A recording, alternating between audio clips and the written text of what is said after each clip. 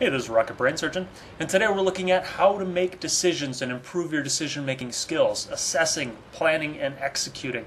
Precambrian wrote up an article about the decision-making process, links in the comments, go check that out. I'm going to be giving my thoughts on one of the example games that he gave, just to give a little bit different perspective. Right away, we are on Malinovka. He is in the AMX 50B Tier 10 French heavy tank, characterized by an autoloader, great mobility, and not a lot of armor. He decides to stick around the cap for a bit and shoot the enemies that happen to get lit up by the scouts before both scouts on each side get vaporized. And he does so because he looked at the situation. He assessed, okay, the enemy team is made up of very slow tanks. He can afford to stay around cap, shoot some enemies, and then make his way to the hill, because the other team, even if they went for hill right away, they're not going to beat him there. There's an IS-8 that could probably challenge him, and that's about it. The other reason why I like him staying around to shoot is the northwest side of Malinovka does have the option of a field push. I have a video on it, Field Pushing Malinovka, go look it up if you like. But the premise is this: a medium or a very fast heavy can get in the K3 area and hide behind in the building or hide in the dip in the terrain near the water. And once you get a tank in there, it spots everyone sitting in base. So artillery and the tank destroyers sitting on the red cap can just have a field day and crush everyone in the cap and then push across the field. It can lead to an incredibly fast victory. So him staying in the cap to prevent that one is a pretty good thing for you to do in your own games. Don't worry if some of these things may not be obvious at first. It actually takes a bit of experience to understand what you can do and what you can't do and how the battle is going to unfold. So Precambrian's plan, based on the previous experiences that he's had with Malinovka, is to improve position on the hill. And the reason why you want to take the hill is because the hill gives you view range of the area in the town all the way down to the water. That's very important.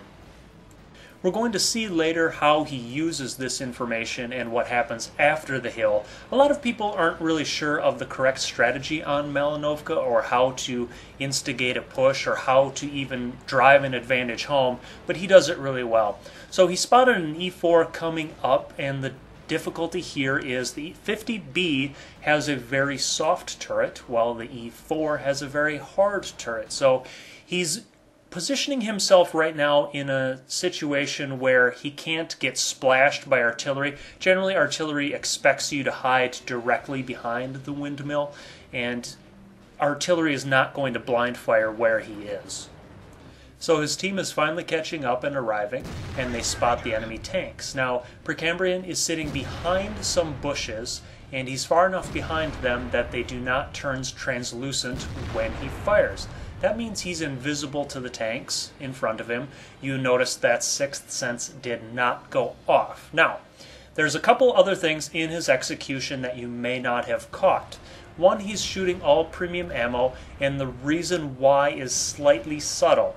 A lot of the turrets or harder armored targets at Tier 10 require 300 penetration or more to penetrate. So that E4 and now this T-34, he's shooting at the cheeks of the turret. So you don't want to hit the mantlet. The mantlet is the spot right around the gun. That's going to be the toughest part on the enemy tank.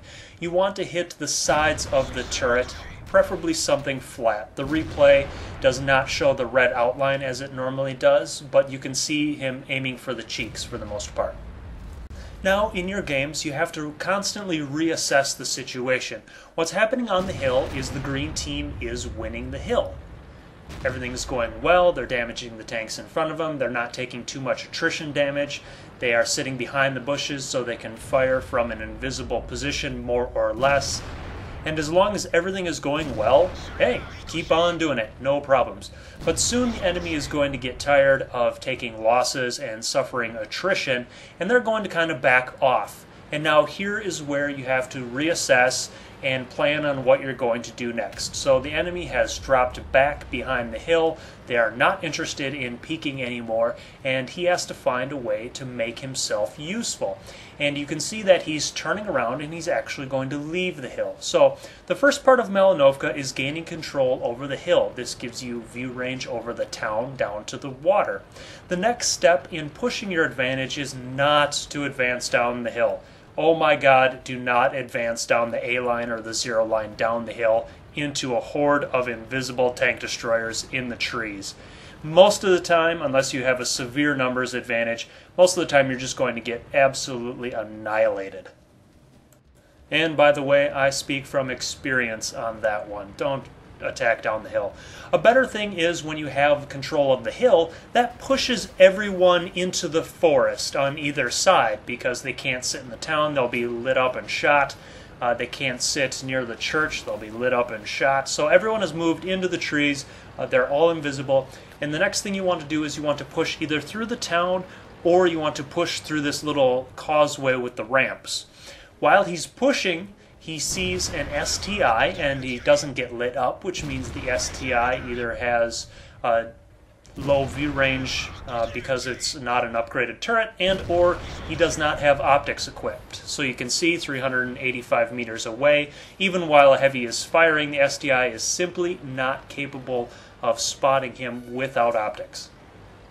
So the tanks on the hill, that's kind of a theoretical advantage at this point because there's nothing to view. They're not lighting anything up. Everyone's in the trees. So now we move on to the next phase after Precambrian moved across the map, and that's to light up the enemy on the A line sitting in the forest. And he can do that by peeking up through these bushes. And if he ever gets spotted, he just kind of backs right down. And now the tanks on the hill, they went from spotters, now they're damage dealers once he lights these tanks up. At this point, it's important to note that you should be relatively patient, you should be relatively cautious, because if you just pull over this ridge too quickly, there's a large chance that you could be spotted and just annihilated instantly. There's a WT-100 in the distance somewhere, and I'm sure by now he's fully loaded, so he could take the 50B down in just a handful of seconds. So he's creeping forward, putting his nose into a bush, seeing if Sixth Sense lights up, creeping ahead just a little bit more, creeping ahead just a little bit more. Just take it slow, wait for it. There's still 7 odd minutes on the clock. Maybe the enemy is shifting around. Maybe they're going to take blind fires. Both of those are going to reduce the camouflage that they have and have the propensity to light them up.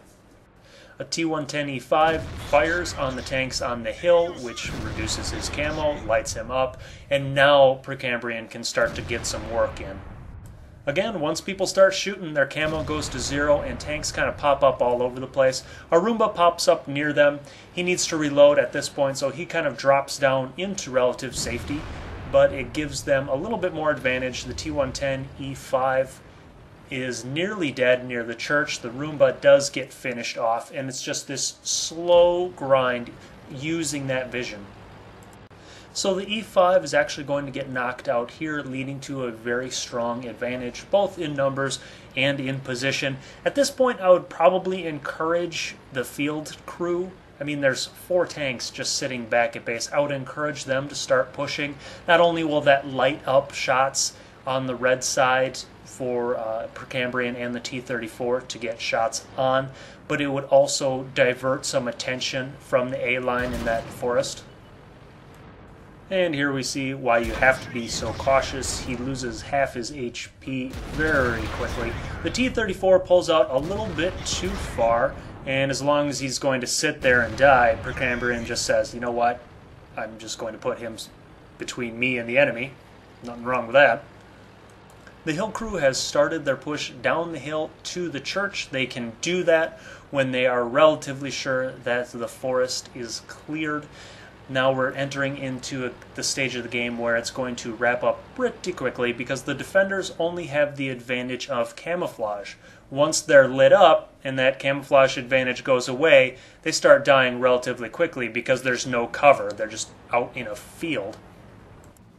It's good to look at the replay again and notice just how quickly he assesses the situation, if he's still going to be useful or not in the area where he's needed, and what has to be done. When he decides on a plan, he carries it out with great confidence. Hope you enjoyed. Happy hunting.